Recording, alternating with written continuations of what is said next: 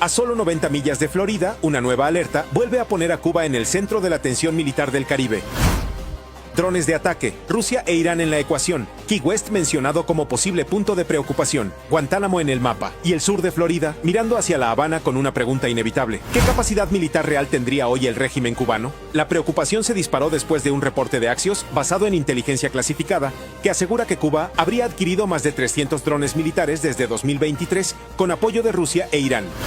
El informe habla de posibles escenarios contra la base naval de Guantánamo, buques militares estadounidenses y, eventualmente, Key West en los Cayos de Florida. Y aunque no hay una confirmación pública de un ataque inminente, la alerta ya entró de lleno en el debate de seguridad nacional. Sé que algunos de estos drones tienen alcances de hasta 1000 kilómetros, con cargas útiles de hasta 200 libras. Eso significa que casi todo en el estado de Florida está dentro del alcance de estos drones.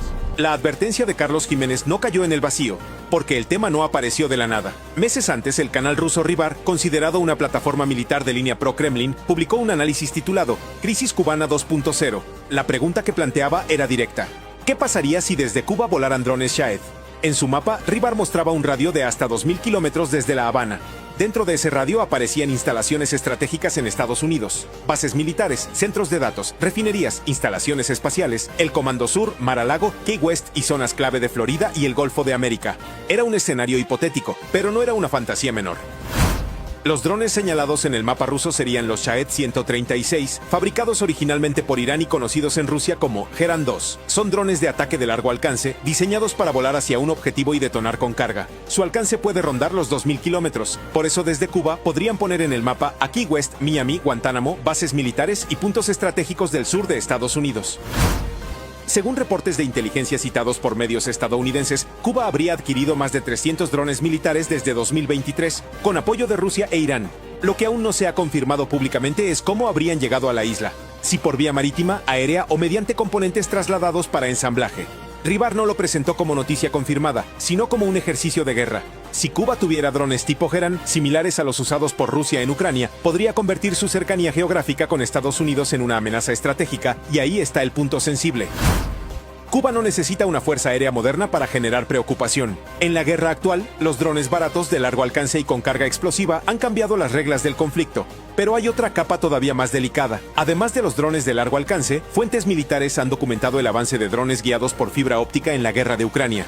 Estos sistemas no dependen de señales de radio tradicionales. Van conectados por un cable de fibra que transmite imagen y control directo al operador. Eso los hace mucho más difíciles de bloquear con guerra electrónica, más difíciles de rastrear por radiofrecuencia y más complicados de neutralizar con los métodos convencionales. No son invencibles, pueden caer, tienen limitaciones de distancia, peso y operación.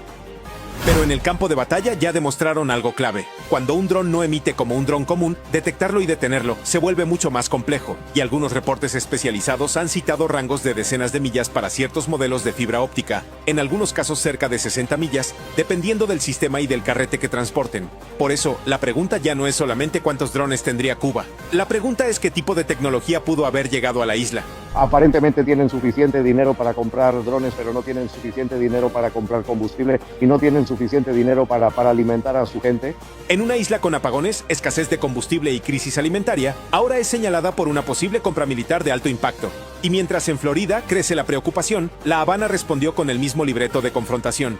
Díaz-Canel dijo que Cuba no representa una amenaza, que no tiene planes agresivos contra ningún país y que la isla tiene derecho a defenderse, advirtiendo que una acción militar de Estados Unidos provocaría un baño de sangre y consecuencias incalculables para la paz regional. Las amenazas de agresión militar contra Cuba de la mayor potencia del planeta son conocidas.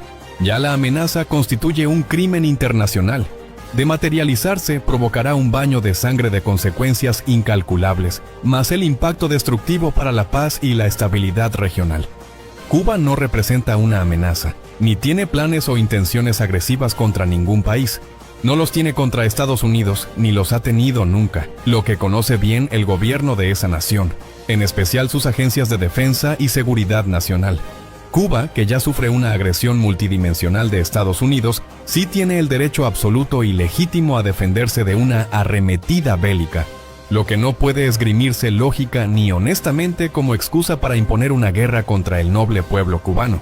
No, señores imperialistas, no le tenemos absolutamente ningún miedo y no nos gusta, como dijo Fidel, que nos amenacen. No van a intimidarnos. Si llegáramos a ser agredidos, pelearíamos con fiereza idéntica. Cuba no tiene que hacer ninguna concesión política, ni eso jamás estará en una mesa de negociaciones para un entendimiento entre Cuba y Estados Unidos. El sheriff del condado de Monroe, Rick Ramsey, no ha sido contactado por ninguna autoridad federal o estatal con respecto a los informes de noticias del domingo sobre una posible acción militar tomada por Cuba contra la base militar estadounidense en la bahía de Guantánamo en Cuba utilizando drones. La oficina del sheriff no puede confirmar ningún informe de noticias sobre las actividades mencionadas, no puede corroborar su origen, ni el sheriff Ramsey ha ordenado o instruido a los miembros de la agencia, incluidos los agentes de patrulla y los agentes de detención, sobre ningún cambio. Estoy monitoreando la situación, pero no he sido contactado por ninguna agencia gubernamental y no creo que haya ningún motivo de preocupación, dijo el sheriff Ramsey. Confío en que se me notificará si algo cambia y alertaré al público. Los anuncios y declaraciones del sheriff Ramsey y la oficina del sheriff del condado de Monroe se pueden monitorear en las páginas de redes sociales de la oficina del sheriff a través de Facebook y X. Hasta ahora, ni el Pentágono, ni el Comando Sur, ni las autoridades locales de Monroe han anunciado una alerta pública específica de ataque inminente contra Florida. Reuters también aclaró que no pudo verificar de manera independiente el reporte inicial de Axios. Pero la preocupación ya está sobre la mesa. Para la administración Trump, esta información puede convertirse en algo más que un reporte de inteligencia. Puede convertirse en un argumento geopolítico en la vieja lógica de la doctrina Monroe. La presencia de tecnología militar rusa o iraní a 90 millas de Florida no se lee como un detalle técnico, se lee como una línea roja. Casi 30 años después de uno de los episodios más dolorosos para el exilio cubano en Miami, el nombre de Raúl Castro vuelve al centro de una ofensiva judicial en Estados Unidos. El Departamento de Justicia presentó la acusación formal contra el expresidente cubano de 94 años, imputándolo por el derribo de las 2 avionetas civiles de la organización Hermanos al Rescate, en febrero de 1996. Aquella misión había salido desde Opa-locka. Eran pilotos voluntarios que sobrevolaban el estrecho de Florida, buscando balseros cubanos para reportar sus coordenadas a la Guardia Costera. Pero 2 aeronaves fueron derribadas por aviones militares cubanos. ¡Autorízalo, cojones! ¡Autorízalo, cojones, que la tenemos! Autorizado a destruir 08. Primer disparo. ¡Le dimos, cojones! ¡Le dimos! ¡Le dimos! Murieron 4 hombres: Armando Alejandre Jr., Mario de la Peña, Carlos Costa y Pablo Morales. En ese momento, Raúl Castro era ministro de las Fuerzas Armadas de Cuba, y por eso, casi 3 décadas después, investigadores estadounidenses estarían evaluando si la cadena de mando puede llevar directamente hasta él. La acusación tendría que ser aprobada por un gran jurado federal. Según reportes de prensa nacional y medios de Miami, los cargos fueron revelados el 20 de mayo, día de la independencia de Cuba, en un acto de alto simbolismo para el exilio. 30 años del asesinato de nuestros hermanos en aguas internacionales por el gobierno de Cuba, ordenado por Raúl Castro. Y hay suficiente evidencia de todo eso y queremos justicia.